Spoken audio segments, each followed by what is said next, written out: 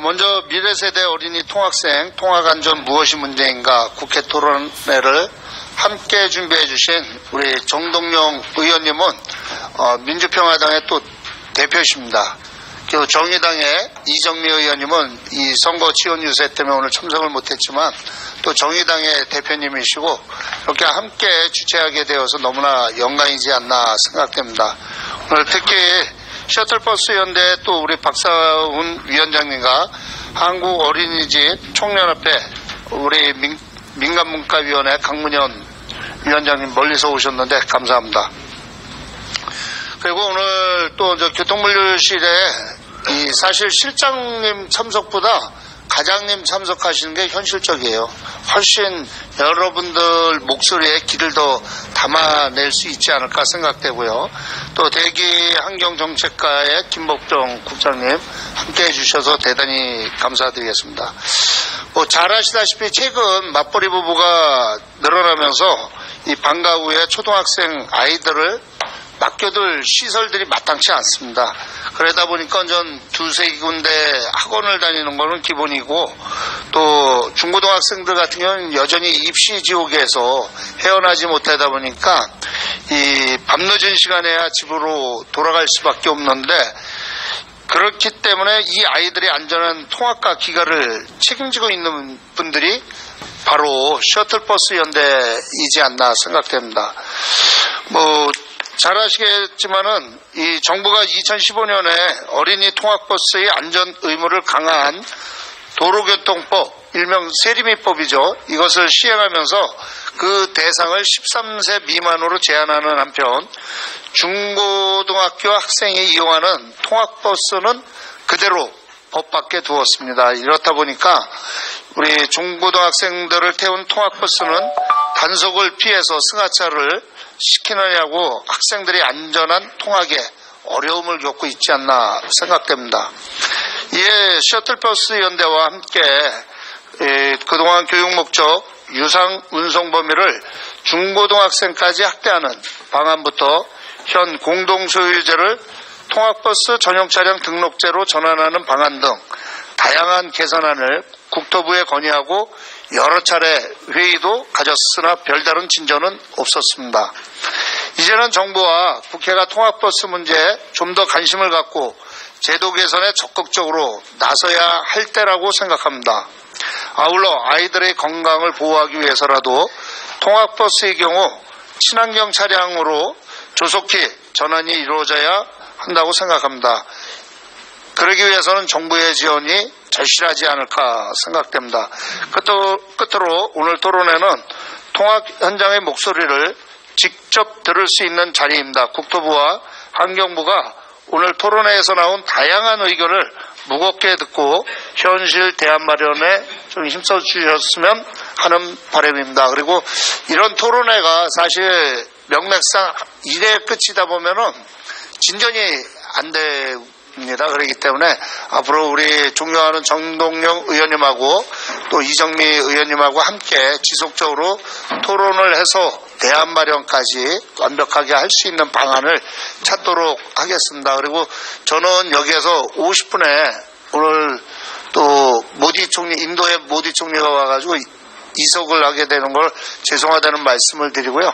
방금 제가 평소에 존경하는 우리 정동영 의원님, 이 민주평화당의 대표님 오셨습니다. 큰 박수 한번 부탁드리겠습니다. 예, 새해 복 많이 받으십시오. 고맙습니다. 예, 우리 박사훈 위원장은 오래됐습니다. 저하고 관계가. 이분이 또 뭐 맡으시면 뭐 확실하게 하시는 분이어서 우리 박사훈 위원장께서 이 셔틀버스 문제를 또 공론화하고 또 국회까지 이렇게 이 문제를 이제 끌고 들어와서 이제 이슈화하는 데 성공했기 때문에 저는 가능한 한 뭐 이런 토론회가 중요한 것이 아니라 토론회에서 나온 얘기들 잘 정리를 해서 국회 입법 절차에 잘 반영될 수 있도록 하는데 저도 마침 국토교통위원회 소속으로 활동을 하고 있기 때문에 임종성 의원을 잘 보좌해서 예를 들면 지금 뭐 중고등학교 학생들의 셔틀버스는 지금 법적 사각지대에 놓여 있고 그 불합리한 이러저러한 제도를 정비할 수 있도록 앞장서서 노력하겠습니다. 오늘 토론회에서 잘 좋은 의견들이 잘 정리정돈되기를 바랍니다. 감사합니다. 예, 감사합니다. 한 가지 빠졌는데요. 예. 저기 장관은 사실 제네럴리스트, 그냥 이 일반가지 전문가가 아니어서 또 그 부서의 정책과 입법 과제에 대해서는 과장이 가장 정통하단 말이죠. 과장보다 또 더 정통한 사람은 사무관이에요, 사실. 근데 어쨌든 과장이 이제 결정권자니까. 그래서 오늘 김기대 과장님께서 잘 이 토론회에서 나온 얘기를 좀 수렴하셔가지고 신속하게 정책 개선이 될 수 있도록 다시 한번 박수 보내주시기 바랍니다. 감사합니다. 81조에서 자가용 유상 운송을 금지하면서 2호에 보면 1항 2호에 보면 천재지변 긴급수송 교육 목적을 위한 운행 이렇게 그 명시가 돼 있고 그것을 근거로 해서 국토부에 그동안 그런 부분들을 셔틀연대가 유상운송 허용 범위에 두어야 된다라고 요구했었다라는 걸 말씀드리고요. 그 다음에 이제 시행규칙에 103조 4호를 보면 이제 기존 법률이었습니다. 이거는 기존 법률이었는데 가나 다로 해서 이 세 가지 목이 있는데 가는 그러니까 학교에서 소유하는 그런 26인승 이상 승합 자동차여야 된다. 그 다음에 나는 통학버스여야 된다. 그 다음에 다는 차량을 3년을 최초 그 허가시 3년을 초과해서는 안 된다. 이렇게 세 가지로다가 명시가 되어 있는데 국토부 입장은 이 세 가지를 모두 충족해야만 가능하다. 이렇게 그동안 줄곧 주장을 해왔습니다. 그런데 현실은 이 초중고등학교 아마 여기에 그 학부모님들도 계실 텐데 그런 학교에 25인승 노란색 영업용 난바판을 달고 다니는 그런 차량들이 이 통학을 담당하고 있는 걸 많이 보셨을 겁니다. 그렇다면 국토부 논리로라고 한다면 두 가지를 다 위반한 거죠. 대학이 소유했다라면 노란 남바 못 달죠. 흰 남바 달아야죠. 그런데 노란 남바라는 건 영업용이거든요. 그래서 영업용이 지입을 해 들어왔다라는 이것이 하나가 위반이고 또 하나는 26인승 이상 차량이어야 된다라고 하는데 25인승 이카운티가 버젓이 굴러다니고 있어요. 이것 또한 위법인 거죠. 그런데 국토부는 거기에 대해서 아무런 손을 쓰지 않고 있습니다. 그러면서 우리 이 셔틀 노동자들의 그 중고생 통학 허용 문제에 대해서는 아주 대단히 또 그 완강한 그런 입장을 보이고 있다라는 말씀을 드립니다. 그 다음에 이제 이 4호의 2는 뭐 관심 있는 분들 아시겠지만 2015년 7월 20일 날 국토부가 개정 공포해서 현행 이 법입니다. 현행법인데 어찌됐든 이 4호의 2를 처음에 국토부가 입법 예고를 했었을 때 뭐 공동소유제를 50대 50으로 해야지 된다느니 그 다음에 차량은 9년에 2년으로 다 즉각 뭐 적용을 한다느니 이런 이제 이야기를 했었었는데 입법 예고 내용이 그랬습니다. 그랬는데 실상 현실에서는 50대 50으로 한다라는 건 시설 한 군데에서 일하라라는 거거든요. 아까 말씀드린 대로 그런 열악한 조건에서 시설 한 군데에서만 50대 50으로 나눠서 시설장하고 공동소유해가지고서 하라 그러면 이거 할 사람 아무도 없습니다. 그런데 이걸 하지 않는다라면 그럼 어떤 상황이 벌어질 것인가? 여러분들 대한민국에 굴러다니는 사업용 여객버스가 몇 대로 추정되십니까? 그러니까 마을버스부터 시작해서 시내, 시외, 고속, 관광까지 전부 다 포함한 여객버스 규모. 그러니까 어린이 보호 차량으로 신고된 9만 지금 7천 대로 2018년 2월 기준으로 말씀드렸었던 9만 7천 대보다도 실제로 대한민국의 모든 여객버스 숫자 다 합해봐야 9만 5천 대밖에 안 된다는 사실입니다. 그런데 지금 이 30여만 대가 굴러다니면서 우리 아이들의 수송을 책임지고 있어요. 네, 이러한 부분들을 등한히 하고 그리고는 국토교통부가 당시에 입법 예고를 할 때 50대 50 한 군데에서만 일을 해라. 그 다음에 9년에 2년으로다가 차량 제한을 한 것도 이미 2005년도에 모두 다 단종이 된 그 차량들을 지금 대한민국 어떤 자동차 제작사에서도 제작하지 않고 있는 현실을 도외시하고 그리고는 그냥 시행하겠다라고 했었던 거예요. 그래서 그러한 부분들을 우리 셔틀연대가 강력하게 국토부에 문제 제기를 했고 그래서 내놓은 것이 공동 소유 문제는 99대 1이라고 하는 정말 웃지 못할 그런 법률이 만들어진 거고요. 그러니까 1%만 시설장에다가 해놔도 공동 소유를 인정하겠다라고 하는 이런 부분이고 또 차량 이 부분 적용 문제에 있어서도 2018년 12월 31일까지 무슨 이 근거나 이유도 없이 지금 당장은 그렇게 했다가는 난리가 나겠다 싶으니까 그냥 2018년 12월 31일까지 3년 반을 유예하겠다. 이게 국토부 입장이었었다라는 것.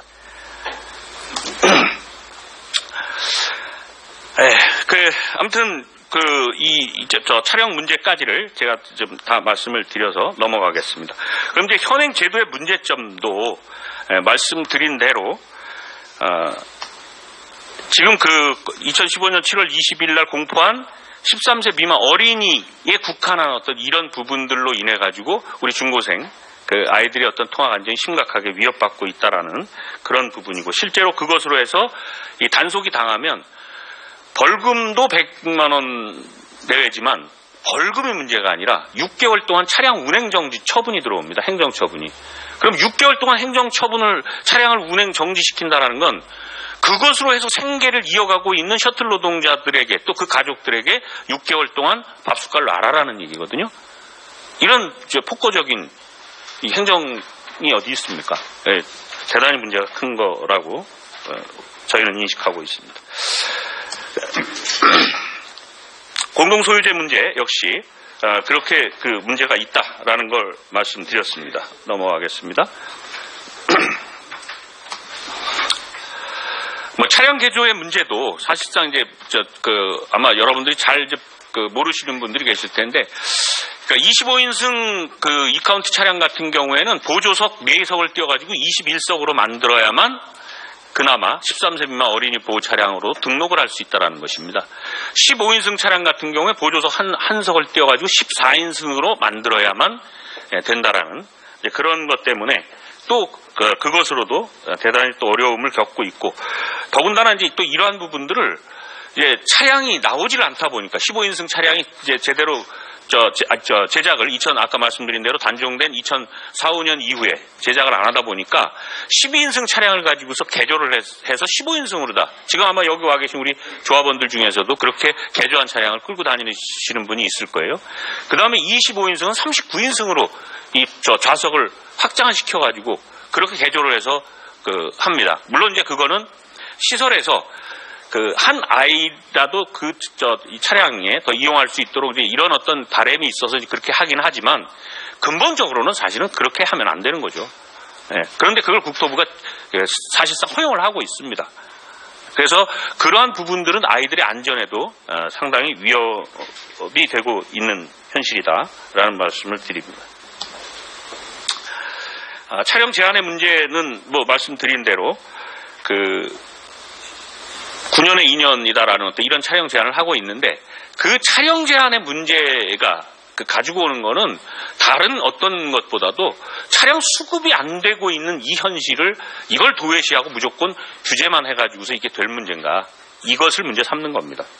셔틀연대에서 지금 계속 요구하고 있는 것은 그러한 어떤 현장에서 필요로 하는 차량을 정부가 개입해서라도 적극적으로 개입해서라도 그 제작사에서 제작을 할 수 있도록 해야지 되고 더 나아가서는 우리 요즘 전기차 대세라고 하지 않습니까?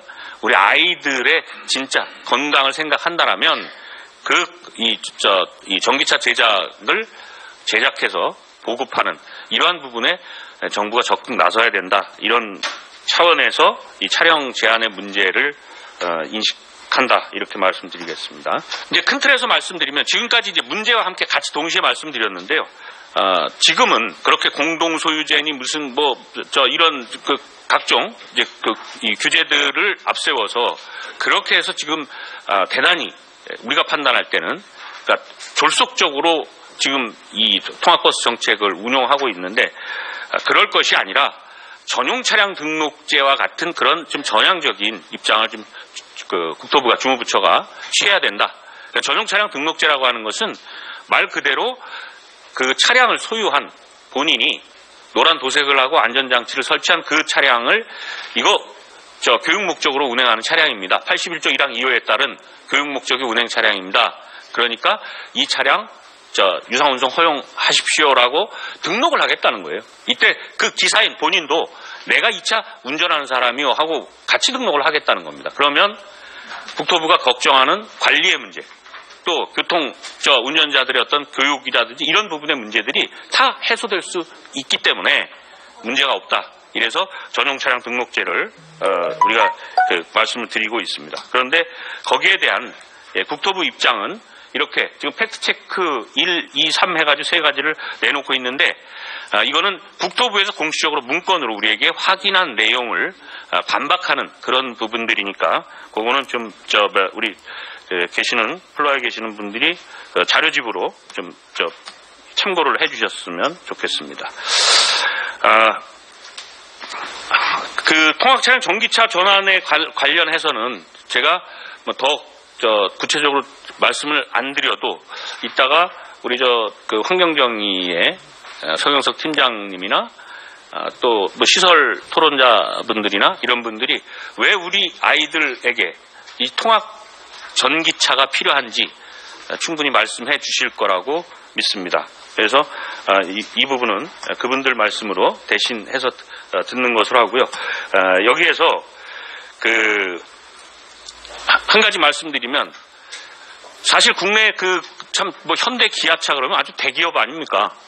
그런 그 대기업에서도 진짜 우리 소중한 1000만 미래 세대들에 대한 통학 안전에 얼마만큼 관심을 가지고 있는지 전혀 보이지 않고 있는 이런 상황임에도 국내 아주 대단히 작은 그런 중소기업의 이 전기차를 생산하는 그런 업체가 있어요. 파워프라자라고 하는. 여러분들 지금 아마 별도의 개조전기차 솔루션이라고 하는 자료집이 있을 텐데 바로 이제 이 파워프라자에서 현대차 스타렉스를 전기차로 개조를 해서 작년에 우리 셔틀연대에 기증을 하셨어요. 개발비가 약 1억 정도가 들어간 차를 셔틀연대에 기증을 하셨는데 그 기증의 의미는 진짜로 우리 미래 세대, 소중한 미래 세대들의 이 건강권을 담보할 수 있는 쾌적한 이 친환경 차량 정말 시급하다라고 하는 그런 토론회에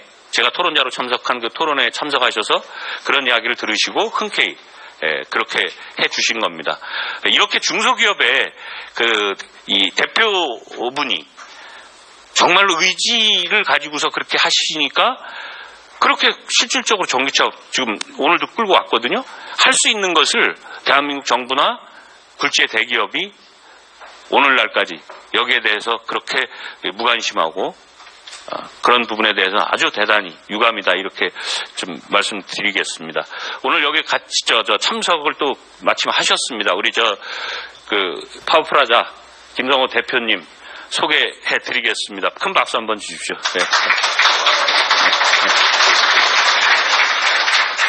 네. 나머지는 토론 시간에 계속 이어서 제대로 된 우리 이 통학안전대책 어떤 부분이어야 하는지 계속해서 토론하도록 하고 발제 여기서 마치겠습니다. 고맙습니다. 저희가 일단 제일 먼저 짚고 싶었던 부분이 유상운송이라고 하는 이야기입니다. 유상운송이라는 거는 자동차 운행에 필요한 경비를 받고 운행하는 경우입니다. 어린이집은 자동차 운행에 필요한 경비를 받지 않고 운행하고 있는 어린이집 차량도 상당수가 되고요. 차량 운행비라고 저희 파주 같은 경우에 26,000원 받는 시설들도 조금 있습니다. 26,000원 받고요. 하루에 평균 2시간 30분 운행합니다.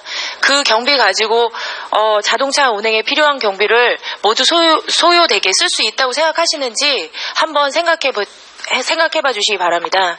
그리고 저희가 자동차 운행에 필요한 경비를 뽑아보니까 한 사람의 최저 인건비가 지금 174만 5천 원이 넘었습니다. 50인 기준으로 했을 때 한 달에 나오는 소요 경비가요 130도 안 됩니다. 그 차량 운행비를 받았을 때 그 아이가 아침에 타는 금액을 계산해 보니까 619원이고요. 그러면 그 충족을 하려면, 욕구를 충족을 하려면 어린이 통학버스가 하루 종일 운행이 돼도 버스의 2배를 띄어야 그 단가가 나온다는 이야기입니다. 그러나 현실상으로 저희는 아이들을 태우고 내리는 시간이 똑같기 때문에 평균 2시간 30분이라는 시간을 가지고 유상운송이라는 테두리 안에서 저희가 제재를 받고 있는 부분이 있습니다.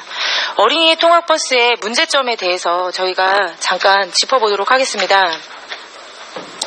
여객 자동차 운수사업법 시행규칙 개정 시 이미 유상으로 운행 중인 어린이 통학 차량 중 차량이 11년 초과 차량이 다수 있어 일시에 자동차를 교체하게 될 경우에 통학 차량 운행 업계의 부담이 상당히 많을 것이라고 저희가 걱정을 했고요. 제작사의 차량 생산 능력, 그리고 사업주가 대체 차량 확보에 따른 소요시간 및 비용 등의 문제를 감안해 주십사 시행규칙 부칙의 특례를 마련해달라 했더니 18년 12월 31일까지 차량 적용 유예를 두었습니다. 차량 적용 유예를 두고 나서 뭘 하셨습니까? 저희에게 이걸 받아들일 수 있는 방안과 대책을 만들어 주셨습니까? 아무것도 안 해주셨습니다. 저희한테 들어온 거 하나 있습니다. 규제와 처벌. 너희 12월 31일이 지났는데도 11년 차량이 넘은 차들이 돌아다닐 경우에는 적발해 내고 그에 합당한 처벌을 할 거야. 기다리고 있어. 현장에서 저희는 그렇게 인식했습니다. 그 부분은 저희가 굉장히 불만을 많이 가질 수밖에 없었던 부분이고요. 어린이 통학버스 한 대 운행하는데 굉장히 많은 저희의 노력이 들어갑니다. 동승교사도 들어가야 하고요. 저희가 사고가 날까봐 원장님들이 하루 종일 노심초사하는 부분인데 그 부분에 대한 노력은 하나도 생각하지 않는구나. 굉장히 서운한 부분이 있었고요. 헌법 제23조 재산권 보장과 제한 1. 모든 국민의 재산권은 보장된다. 그 내용과 한계는 법률로 정한다. 3. 공공필요에 의한 재산권의 수용, 사용 또는 제한 및 그에 대한 보상은 법률로서 하되 정당한 보상을 지급하여야 한다고 하였으며 어린이집의 통학버스는 일반 재산권 중 모든 종류의 사법상의 물권과 채권, 소유권에 해당합니다. 맞습니까? 여기 계신 분들 모두 동의할 거라고 생각합니다. 지금 셔틀버스 운행하시는 분들 어린이집에서 모든 경비가 나가지 않았습니다. 내 대표자 또는 원장 사유재산으로 차를 산 사람들도 상당수 되고요. 그 비용이 혼용되어 있음에도 불구하고 지금 현재 어린이 차량으로 주유를 하고 있다는 그 이유만으로도 유상운송이라는 내용이 지금 나오고 있는 상태입니다. 지금 현재 서울시 같은 경우에 환경 문제가 대두되다 보니까 이 노후 차량들에 대한 지금 제한을 두고 있습니다. 오늘도 미세먼지가 심하다고 해서 지금 차량 운행을 자제하고 있는 부분이 있기 때문에 발제 원고에서 말씀하신 부분 저희 충분히 공감합니다. 그리고 앞으로 가는 추세라고 생각합니다. 그렇다고 한다면 저희가 지금 현장에서 느끼고 있는 이 애로사항들을 고려를 해주셔서 지금 저희가 11년 된 차량들을 더 이상 운행하지 못하도록 제한을 할 거라면 헌법이 보장하고 있는 내용을 존중해 주셔서요. 저희 중고차로 그럼 정부에서 구입해 주십시오. 그리고 저 차들 저희에게 도입해 주신다면 저희 받아들이겠습니다. 저희 하지 않겠다는 이야기 아닙니다. 그러나 현장에서 준비가 되지도 않았는데 지금 이런 내용들이 들어오고 있다는 부분에 대해서 저희 굉장히 당혹스럽고요. 현장에서 계속 전화가 옵니다. 저희 12월 30일을 넘었는데 11년 넘었습니다. 차 바꿔야 되나요? 돈이 하나도 없어요. 제가 9월달 작년 9월에 차 한 대 바꿨습니다. 바꾸는데 들어간 비용이 거의 4천만 원 가까이 됐고요. 그리고 지자체별로 500만 원 지원해주는 내용이 한 10대 정도 나왔습니다. 그거는 전기차도 아니었고요. 가스차였습니다. 그러면 그걸로 과연 내 차량으로 얻어지는 이익도 없는데 어느 어린이집들이 과연 이 차량 운행을 계속한다고 할 수 있을 것이냐. 그렇게 본다고 한다면 사실은 차량 운행 안 하고 싶습니다. 이 모든 문제는 학부형들 보고 스스로 판단해서 내 어린이집에 그래도 보내고 싶다면 보내시고 알아서 하셨으면 좋겠습니다라고 말하고 싶지만 그렇게 된다면 저희 어린이집 111명인데 111대의 차가 아침에 일제히 들어왔다가 또 점심때 아이들 밥 먹이고 나서 찾으러 들어오겠죠. 그게 더 큰 문제라고 생각합니다. 정부는 저희에게 규제만 내려주실 건 아니라고 봅니다. 저희가 가지고 있는 다양한 문제들이 어떤 것들인지, 지금 어린이집과 또 다른 셔틀버스는 또 다른 문제가 있다고 생각합니다. 그분들이 가지고 있는 다양한 문제들을 다 종합해서 이야기를 들어주시고요. 그 부분이 지금 버스, 택시와 같은 관련된 유상운송법으로 적용을 받을 수 없다고 생각한다면 별도의 법안 마련을 해주십시오. 그래서 저희가 지킬 수 있는 부분을 만들어 주시고 또 그 부분을 지킴에 있어서 비용이 들어가야 된다면 그렇다면 정부에서 지원을 해주시고 저희가 따라갈 수 있도록 해주시는 게 방법이라고 생각합니다. 매년 때리기만 하실 겁니까? 저희가 언제까지 맞아야 합니까 도대체? 저희가 최선을 다해서 하고 있을 때 그럴 때 정부에서도 저희 손을 잡아주시고 너희 힘들었으니까 우리도 같이 갈게 상생하자라고 해주셔야 저희가 박탈감을 느끼지 않을 것 같습니다. 현대자동차에서 9월달까지 차량 생산할 때요. 어떤 일이 있었냐면 저희가 10월달이 됐을 때 안전벨을 장착했습니다. 저희 돈으로요. 정부 지원을 받아서. 그렇다면 그런 문제가 발생할 걸 미리 국토교통부에서 자료를 주지 않았을까요? 저는 너무 궁금했습니다. 또 모든 어린이들, 엄마들 요즘 뉴스에 나오지 않습니까? 내가 택시 타면 내 아이가 2자녀인데 카시트 2개 달고 타야 되나요? 제가 들고 나가야 될까요? 지금 저희 어린이 통학버스에 적용이 되는 내용 아닙니까? 그게 들어온다고 했을 때 그러면 안전벨과 카시트에 대한 부분을 국토교통부에서 먼저 자동차를 생산하는 업체에 주고 앞으로 나올 차들에게는 이런 부분들을 모두 장착해서 나오도록 해야 그런 부분들이 빠져나가지 않습니까? 어떻게 기존에 나가던 대로 그냥 차량을 생산해서 너희가 필요하면 사고 나머지 부분은 너희가 알아서 돈 들여서 장착하면 되지. 현장에 있는 사람들은 도대체 어떻게 하라는 건지 도대체 이해가 안 됩니다. 이런 부분들로 법안이 나온다고 한다면 생산되는 곳에서도 이 부분들을 적용을 시켜줘야 되는 게 맞는 거고요. 그리고 저희들이 합당하게 이해할 수 있는 그런 부분들로 국토교통부나 여러 부처에서 노력을 해주셔야 됩니다. 아까 보면 4개 부처에서 이 관련된 유상운송 차량에 관한 것들을 조정하고 그리고 이 부분에서 상충이 되고 있다 얘기를 하시는데요. 어린이집 같은 경우에는요. 6개가 넘습니다. 상충되는 법이. 영유아 보육법과 사회복지사업법이 또 들어오기 때문에 그 부분에 맞춰서 저희가 운행을 하기란 현실적으로 굉장히 힘든 부분이 많습니다. 그렇기 때문에 그 부분에 대한 고려를 부탁을 드리고요. 저희 버스 같은 경우에 9년 평균 보면 98만 5,500km 탑니다. 어린이집 통학버스 16만 4,250km 탑니다. 저희 135일 정도는 운행을 하지 않습니다. 그것도 2시간 30분 운행하기 때문에 이런 키로수가 나오는데요. 이런 부분들을 똑같은 법으로 규제한다라는 게 맞는 건지 저는 이해가 안 갑니다. 그래서 한 가지 더 요청을 드린다면 저 친환경 차가 확산돼서 모두가 이용할 수 있도록 보급이 될 때까지 그때까지 저희에게 유예기간을 연장해 주십시오. 그냥 연장은 저희 요구하지 않습니다. 저희가 요구 드리는 거는요. 요소수 장착할 수 있도록 해주시고요. 어린이 통학버스가 고속으로 달리진 않을 거 아닙니까?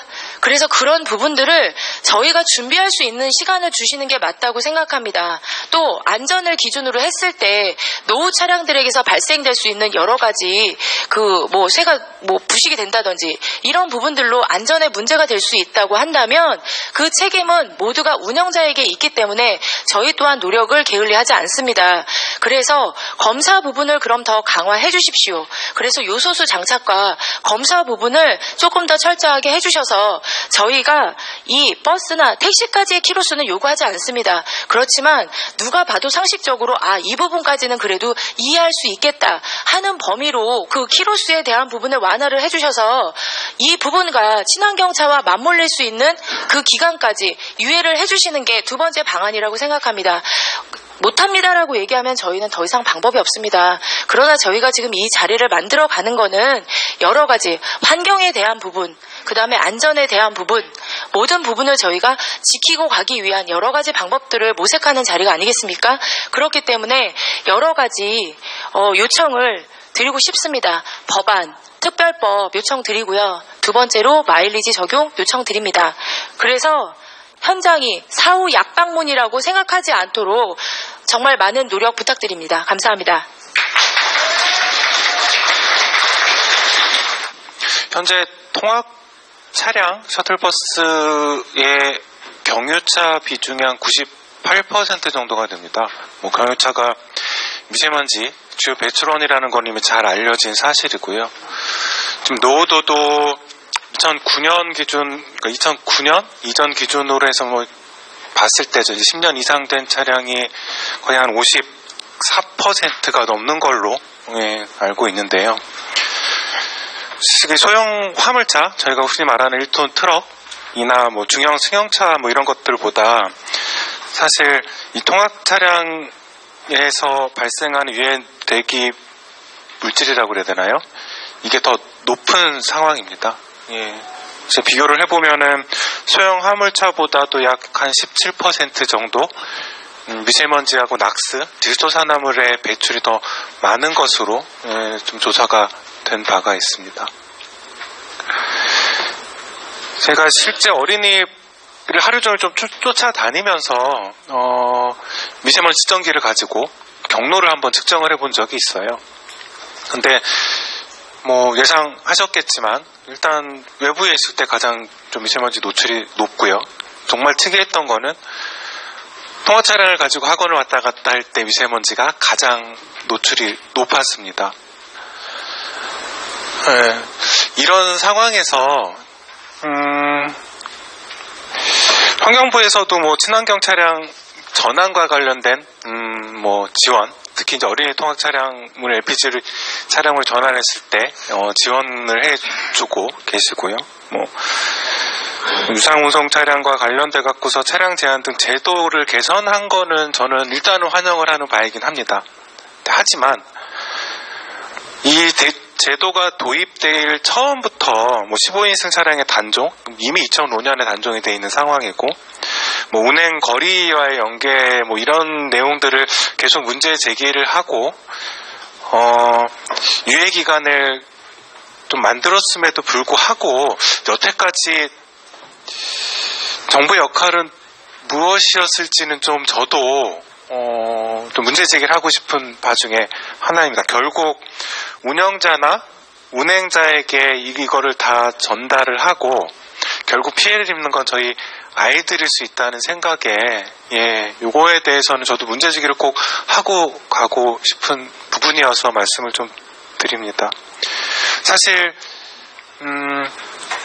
제도를 바꾸면서 이게 정착을 하기 위해서는 아까도 좀 말씀을 해주시긴 하셨는데 사실 이 독과점 구조에서 그 차량 제작사 의 문제나 친환경 차량의 전환이 필요하다는 건 다 공감을 하고 있는 상황이라면은 친환경 차량이 좀 빨리 만들어지고 이 제도 안에서 같이 정착할 수 있도록 병행하는 과정들이 필요했었는데 이게 제대로 연계가 되면서 진행이 됐다고는 저는 좀 판단이 되지는 않는 게 일단 하나가 있고요. 쟁점들이 좀 몇 가지가 있는 것 같습니다. 이게 일반적인 유상운동수단과는 분명히 다른 경로, 다른 현실에서 운영이 되고 있는 게 통학버스인 것 같아요. 근데 현재 있는 법률에 이거를 끼워 맞추다가 보니까 결국 사각지대가 생긴다거나 아니면 불법이 양산되는 부분들이 이렇게 지적하신 것처럼 분명히 있는 것 같은데요. 근데 이거는 좀 더 명확한 조사하고 저는 판단이 좀 필요할 것 같다는 생각입니다. 도대체 정확한 운행 대수가 어떻게 되는지, 지입차는 몇 대고, 어린이집이나 학원 이런 데서 구입해서 갖고 있는 차량은 도대체 몇 대인 건지, 그러니까 운행을 하는 경우의 수나 가지수가 워낙 많기 때문에 이거를 그냥 한 가지 법안으로 해갖고서 특히 여기 현황하고 맞지 않는 유상운송과 관련된 법에 맞춰갖고서 제도를 운영하는 것은 맞는지 저는 좀 계속 의문이 들고요. 정확한 조사를 통해서 도대체 통학 차량을 운행하는 운행 대수나 운전자분들에 대한 처우도 필요하시다면은 하는 건 좀 좋을 것 같고요. 이런 조사들을 통해서 좀 정확한 기반을 마련해 놓고 제도를 개선하는 과정들을 좀 한꺼번에 진행을 했으면 좋겠다는 게 첫 번째 바람입니다. 그리고 어린이 건강을 위해서 어린이 통학 차량은 사실 친환경 차량으로 전환을 해야 되는 게 환경활동가의 입장에서는 좀 주장을 하고 싶은 바이고요. 거기에 오늘 실제 운영자나 그 운전자분들이 거기에 동의를 해주시는 것은 저도 감사하게 생각을 합니다. 근데 이거를 좀 더 발전시키기 위해서는 지원 제도에 대한 개선은 저는 좀 필요할 것 같고요. 이거는 좀 환경부 차원에서 적극적으로 좀 받아주셔서 어린이 통학 차량 같은 경우에는 친환경 차량으로만 등록이 가능할 수 있도록 최종적으로는 좀 고민을 하면서 좀 장기적으로 이거를 전기차라든지 이런 방식으로 해갖고서 전환될 수 있도록 하는 장기 플랜을 조금 같이 고민해 주셨으면 하는 게, 이거는 어린이 그리고 운영자, 운전자 모두가 지금 찬성하고 있는 상황이기 때문에 이제 계획만 좀 철저하게 좀 마련을 해서 좀 장기적으로 고민을 하면은 좀 해결될 수 있는 부분이 아닐까라는 좀 생각이 듭니다. 여기 아까 박사님 위원장님이나 말씀하셨던 그 진입장벽과 관련된 부분에 있어서도 가치가 좀 고려돼야 되는 부분일 것 같습니다. 그리고 또 하나는 사실 한국적인 사회 특수적인 문화가 있지 않습니까? 배달의 문화와 학구열. 이런 특수적인 문화 때문에 그 통학 차량에 대한 운행에 대한 부분에 있어 이거를 사적 영역으로 봐야 되는지 공적 영역으로 봐야 되는지에 대한 고민도 지금 문제 제기를 해주신 것들과 관련된 부분에 있어서도 저는 동의가 되는 부분이고요. 물론 학원이나 이 사적 영역의 부분까지도 좀 이렇게 공공의 영역으로 불려드린다는 거는 현실적으로 좀 불가능할 수도 있기는 할 것 같은데, 국공립 어린이집이나 학교 같은 경우에는 차량을 실제 운영을 하는 부분이고, 이게 단순 서비스 차원이라고 하더라도 저는 이건 공공 영역으로 봐야 되는 게 맞다는 생각입니다. 그렇다면은 명확히 공공 영역으로 이런 그 어린이집이나 이렇게 돼서 운행하는 통학 차량 같은 경우에는 공공역으로 가지고 들어와서 제도적으로 아까 얘기하셨던 통합적인 관리를 먼저 좀 시작을 하면서 같이 좀 풀어나가는 방법이 시도가 됐으면 하는 것도 어린이 안전이나 환경이나 모든 부분에 있어서 좀 다 같이 합의할 수 있는 부분이 아닐까 하는 생각입니다. 이것으로 좀 마치도록 하겠습니다. 그 차량을 태우면서 항상 이 차량이 안전할까라는 걱정은 부모로서 문득문득 드는 생각인데요. 저는 매월 26,000원 정도의 경비를 부담하며 어린이집 차량을 이용하고 있습니다. 어떻게 보면 매월 26,000원이란 금액이 부모에게는 적지 않은 금액일 텐데요. 하지만 반대로 어린이집 입장에서 생각해 본다면 그 차량을 유지하기 위해 참 많은 비용이 들 거라는 생각도 들었습니다. 그래서 이 유상 운송에 대해서는 좀 더 합리적인 방법이 필요하겠다고 생각이 듭니다. 먼저 기관에서 차량 유지를 위해 유류대, 보험료, 차량 관리비, 또 동승하시는 선생님의 수고로움까지 생각한다면 참 어린이집 입장에서는 그런 비용 발생에 대한 고민이 깊을 거라는 생각이 드는데요. 혹시나 이런 부담들로 인해서 차량이 없어지는 건 아닐까, 혹시 축소되는 건 아닐까, 학부모 입장에서 이런 부분도 참 고민스럽게 됩니다. 그렇게 돼서 축소가 된다면 오롯이 저희 학부모들의 선택의 폭도 좁아질 것이고요. 집 근처에 있는 원밖에 보낼 수 없는 현실적인 어려움에도 부딪히게 될 겁니다. 또한 제가 이 토론회를 참석하기로 결정한 후에 가장 놀란 부분이 있는데요. 어린이집 통합 차량이 유상운송이라고 칭하고 있는 걸 굉장히 놀랐습니다. 흔히들 유상운송이라고 하면 대부분 고속버스, 쉐어링을 할 수 있는 자동차, 택배차, 택시 등 운송 등으로 인하여 이익이 발생되거나 그 이익으로 인하여 사업이나 소득자가 되는 경우라고 생각했는데요. 어린이집 차량은 제가 보내고 있는 어린이집의 경우에는 아이들의 한 3분의 1 정도만 차량을 이용하고 있는 것으로 알고 있습니다. 그렇게 한다면 어린이집 입장에서는 이건 손해운송이지 유상운송일까라고 의문이 느껴졌습니다. 차량의 수명에 대해서도 마찬가지인데요. 저는 9년이라고 알고 있었는데 아까 설명을 들으니까 더하기 2년 해가지고 11년인 것 같아요. 글쎄요, 제가 타고 있는 자동차를 11년 운행했다고 해서 그게 안전하지 않을까라고, 그거를 바꿔야 될까라고 생각한다면 이거는 조금 잘못된 생각인 것 같고요.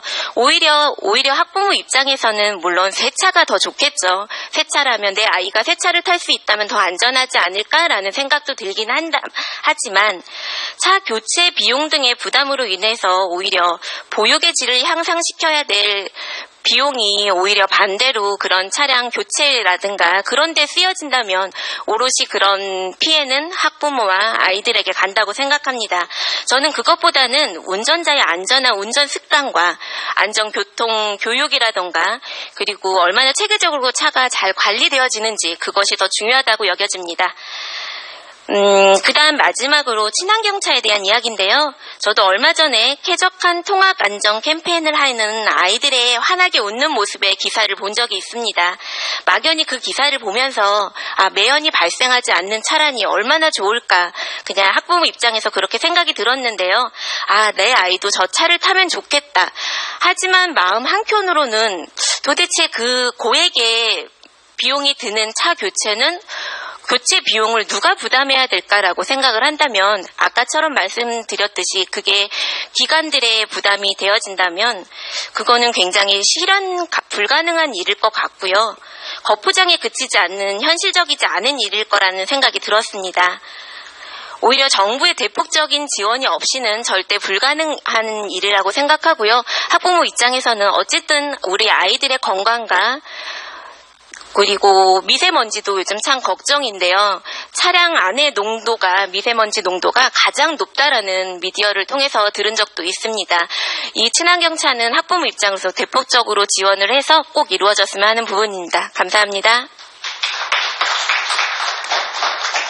지난 저희가 연말에 대통령님께 업무 보고를 했을 때 대통령님이 이런 말씀을 하셨어요. 내가 가장 관심을 많이 가지고 있는 두 가지가 있는데 하나는 일자리고 하나는 미세먼지다. 근데 일자리만 해도 단기별, 분기별 이렇게 좀 기간을 두고 발표를 하니까 그동안에 좀 여유도 있고 어찌됐거나 이렇게 좀 텀이 있는데 미세먼지는 매일같이 고농도, 나쁨, 비상저감 조치 매일같이 평가를 받는 것 같아서 미세먼지가 나쁨만 발표가 되면 가슴이 철렁한다, 이런 말씀을 하셨습니다. 어제는 총리님 주재로 해서 2월 15일 날 미세먼지 특별법이 제정이 되고 나서 첫 번째 이제 관계부처 장관들과 또 시도지사 17분을 모시고 화상회의를 했어요. 그때도 이제 총리님께서도 이제는 당신이 위원장이 되셨습니다. 미세먼지 특별위원회. 그러면서 강조하셨던 것이 정말 이렇게 취약한 어린이 학생과 같은 이런 취약한 계층들을 보호하는데 정부가 총력을 다해주라, 이런 말씀을 하시면서 이제 미세먼지 문제가 이제 단순한 환경을 벗어나서 친환경차를 보급하는 이런 산업 정책도 되고 또 우리가 흔히 중국 얘기도 하지만 중국에서 날아오는 미세먼지 때문에 외교 문제까지 굉장히 다양한 또 경유차를 줄이기 위한 에너지 상대 가격의 개편과 같은 세제까지 아주 다양한 범위를 갖다가 넓혀가고 있는 것 같습니다.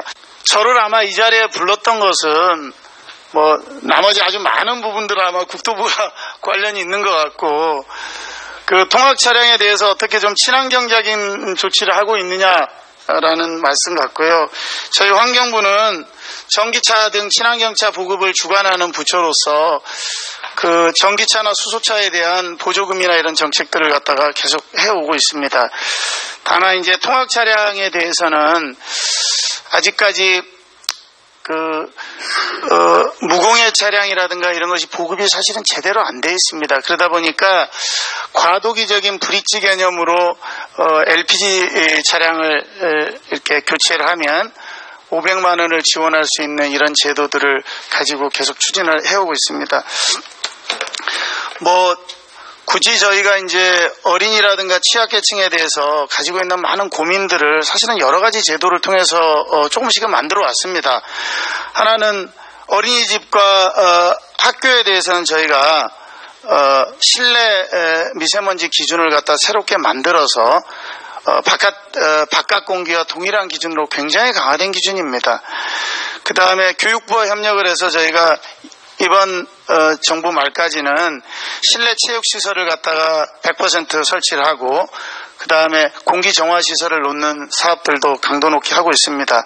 미세먼지 특별법이 만들어지고 나서 그동안에는 그냥 자율에 맡겨뒀던 그 미세먼지가 고농도가 됐을 때 어린이집이나 학교에서 휴업이라든가 수업 단축을 할 수 있는 근거도 만들었고 이것도 저희가 교육부나 복지부랑 상의를 해서 기준도 만들었습니다. 다음날 매우 나쁜 기준이 있을 때는 돌봄 교실이라든가 이런 거를 통해서 맞벌이 가정에 불편함은 초래하지 않으면서도 아이들이 학교나 어린이집을 가지 않더라도 그 출결에 문제가 되지 않는 이런 것들 담아놨고 저희가 또 집중관리구역이라고 해서 도로변에 임박해 있는 지역이랑 일반 지역은 50에서 80% 정도의 미세먼지 농도의 차이가 납니다.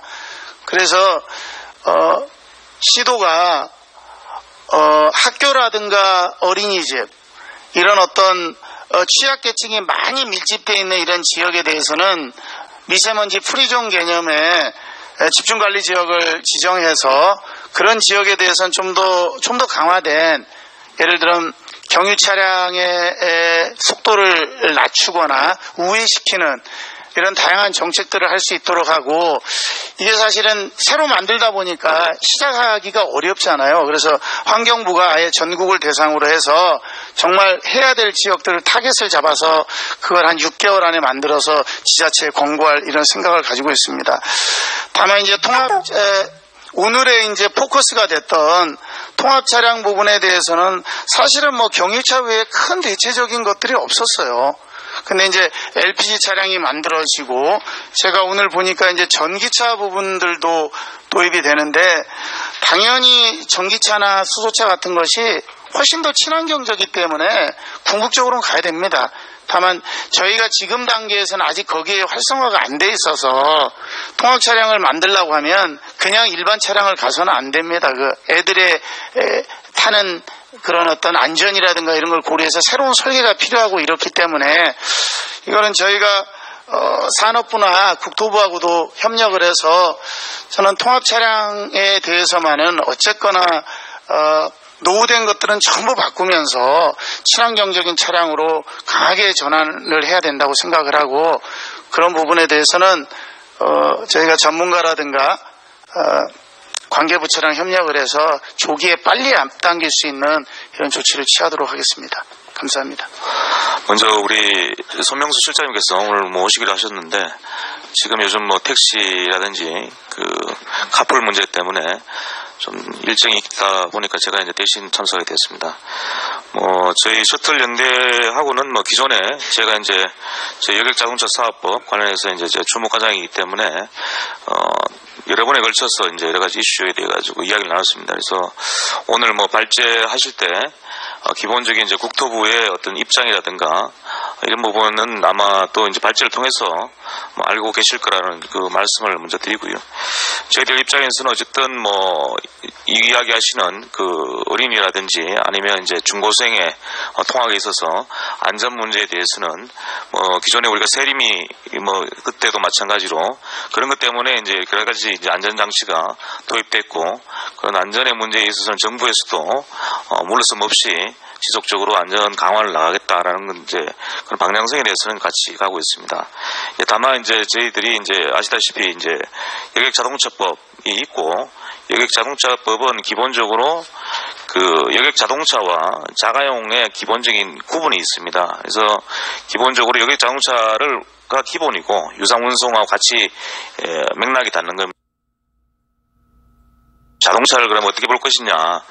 자동차에 있어서 유상운송 개념에 있어 가지고 이제 예외적인 조치를 갖다가 두고 있는 상황입니다. 그래서 그런 부분에 있어서 그러면은 우리 이제 학원이라든지 여기 이제 어린이들 통학 문제에 있어가지고 그럼 유상 운송을 하고 오는 여객 자동차가 어느 정도 그걸 담당할 것인가? 그리고 이제 여기 이야기하시는 셔틀 쪽에서 셔틀 연대가 가지고 있는 그 부분을 어느 정도 담당할 것인가? 그것도 사실적인 관계도 있습니다. 그 말씀하시는 뭐 차량의 뭐 대수, 뭐 저희들 뭐 아시다시피 노선 운영을 하는 뭐 버스라든지 전세 버스 합치면 9만 대 가까이 되고 지금 말씀하시는 뭐 등록 개념으로 보면 신고 개념만 보면 또 셔틀도 한 10만 대 정도 돼서 상당히 많은 부분을 차지하고 있는 건 사실입니다. 근데 이제 기본적인 안전 문제에 있어서는 상당히 좀 고민할 부분이 분명히 있습니다.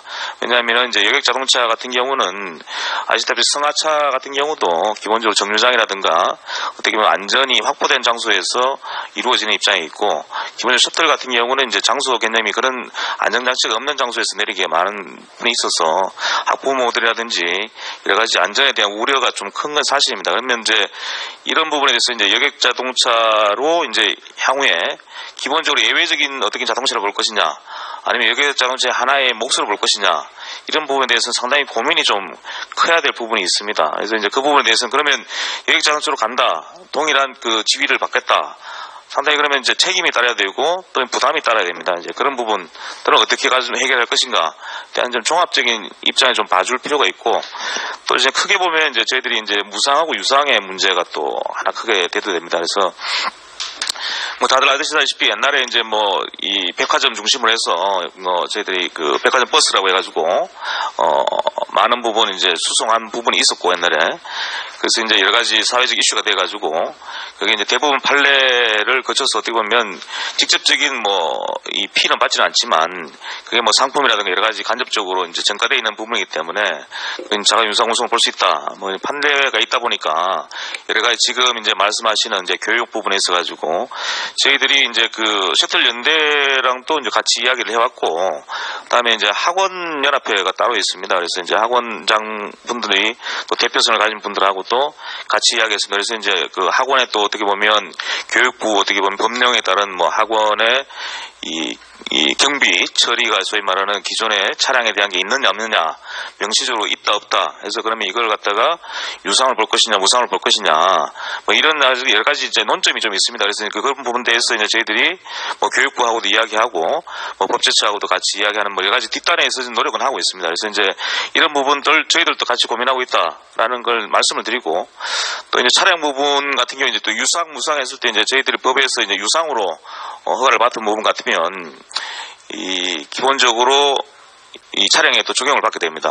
현재 제가 아까 10만 대 신고한 것 중에서 이제 유상 허가를 받은 건 한 2만 대 정도 됩니다. 이제 2만 대에서 그 차량에 따라서 이제 퍼센트는 달라지겠죠. 이제 그런 부분이 있는 거고 이제 3년 유예된 부분도 있고 그래서 이제 그런 부분에 대해서 이제 고민을 또 하고 있습니다. 아까 말씀드린 대로 기본적으로 이제 그 여객 자동차처럼 이 거리가 많은 것도 아니고 짧은 거리 그런 부분도 있고 그 다음에 이제 저희들이 촬영을 하는 이유는 기존에도 아시다시피 세리민법 과정에서 이제 도입이 된 입장이고 또 이제 그 안전에 대해서는 또 정부가 또 양보하기 좀 쉽지 않은 부분이 있습니다. 그러면 이제 안전 또 담보하면서 또 이제 기존에 아까 말씀드린 친환경 차량에서 뭐 경유차라든지 이런 걸 친환경 차량으로 전환도 해야 되고 그래서 이제 그런 부분 아까 저희 거리 문제 그다음에 이제 그런 이 종합적으로 저희들이 그거는 좀 내부적으로는 고민을 하고 있습니다. 그래서 이제 그 뭐 친환경 차량이라든지 그다음 거리 문제 그래서 이제 차량 그다음에 이제 그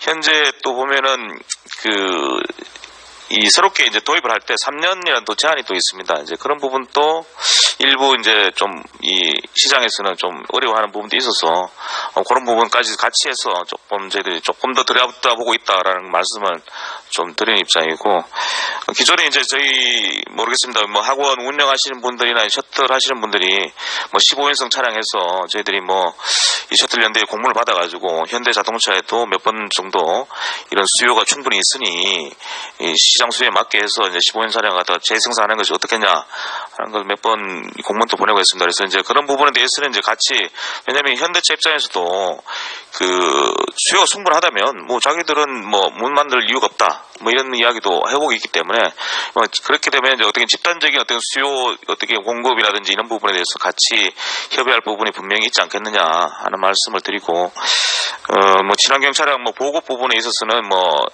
이 환경부가 기본적으로 그 부분은 분담하는 주무부서이고, 저희 부 같은 경우는 이제 소위 말하는 저상버스 이런 쪽에 원래 이제 지원하고 있습니다. 그래서 이원화되어 있는데, 뭐 요런 지금 셔틀버스 같은 경우는 뭐 저상버스하고는 현실적으로 크게 관련이 없기 때문에 환경부하고 같이 해서 조금 더 지금 뭐 전기차뿐만 아니라 향후에 이제 수소차까지도 이제 이야기되는 입장이기 때문에 이제 그런 부분에 대해서는 확대해 나가는 것에 대해서는 뭐 저희도 이 원하는 입장이기 때문에 같이 고민하겠다는 말씀을 드리고, 그렇습니다. 이게 쉬운 문제는 아닙니다. 그래서 오늘 뭐 어떻게 보면 국회까지 와서 저희들이 하고 있지만, 여기 오늘 모이신 분들은 기본적으로 뭐 셔틀 연대 중심이고, 또 이제 학원 중심의 입장에 이제 어떻게 보면 공급자 중심이고, 또 수요자라든지 또 이용자 중심에서는 또 이제 일반적인 또 다른 업계가 또 있습니다. 저희 여객자동차법에서는 뭐 아까 말씀드린 대로 저희들이 이제 학원에서 이용할 수 있는 차량들이 단순히 지금 셔틀도 있지만